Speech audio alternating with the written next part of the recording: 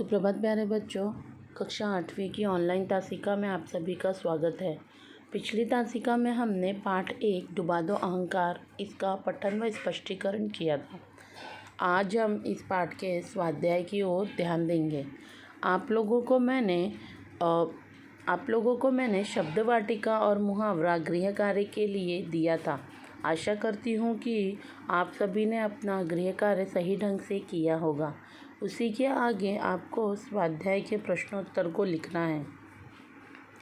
पहला, सूचना के अनुसार कृत्या करो। प्यारे बच्चों, आप देख सकते हो कि यहाँ एक संजाल बना है। इसी तरह से आपको संजाल बनाकर लिखना है। कवि मांगता है, उसके उत्तर आपको एक शब्द में लिखना है।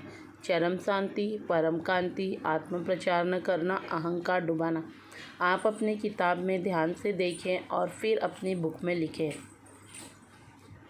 प्रश्न क्रमांक 2, ऐसे प्रश्न तैयार करो जिनके उत्तरों में निम्न शब्द हों। आपको सिर्फ प्रश्न तैयार करना है। आपकी किताब में उत्तर दिए गए हैं। पहला, किसकी ओट में खड़ा हो? उत्तर, हृदय कमल। दूसरा, प्राणों में क्या चाहिए? उत्तर, परम कांति। घूम घूम कर कब मरता है? कब की जगह कैसे मरता है? उत्तर, पल पल। चौथा, अपनी इच्छा कब पूर्ण करें? उत्तर, जीवन। आगे तीसरा, जोड़ियाँ मिलाओ। चरम शांति, हृदय कमल, दल, परम कांति, आंसू, जल। आपको अपने बुक में सिर्फ और उत्तर का ही कॉलम बनाकर लिखना है। प्रश्न क्रमांक चौथा, प्रस्तुत गीत की किन्हीं 4 पंक्तियों का सरल अर्थ लिखिए। अब हम अपने पाठ में से ऊपर की 4 लाइन को लिख लेंगे। मेरा शीश नवा दो अपनी चरण धूल के तल में, देव डुबा दो अहंकार सब मेरे आंसू जल में।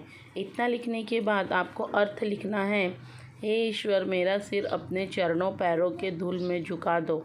हे ईश्वर, मेरा अहंकार मेरा घमंड सब मेरे आंसुओं के जल में डुबा दो। आगे आप ध्यान दें, विनम्रता मानव का श्रेष्ठ आभूषण है। प्यारे बच्चों, हमें हरदम विनम्र रहना चाहिए। यही हमारा सबसे बड़ा गहना है।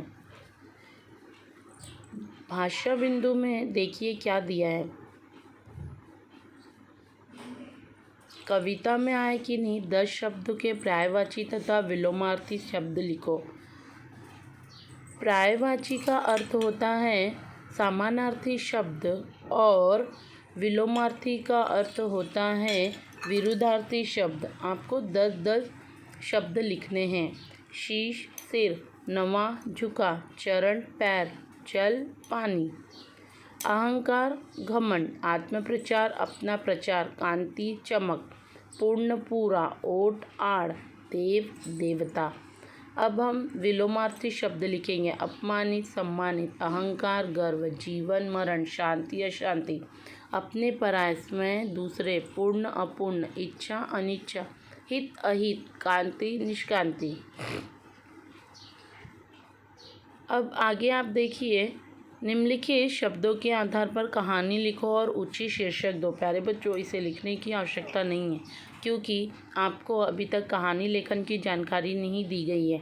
आपको मैं कहानी लेखन की जानकारी दूंगी कि कैसे शब्दों के आधार पर आपको कहानी तैयार करना है।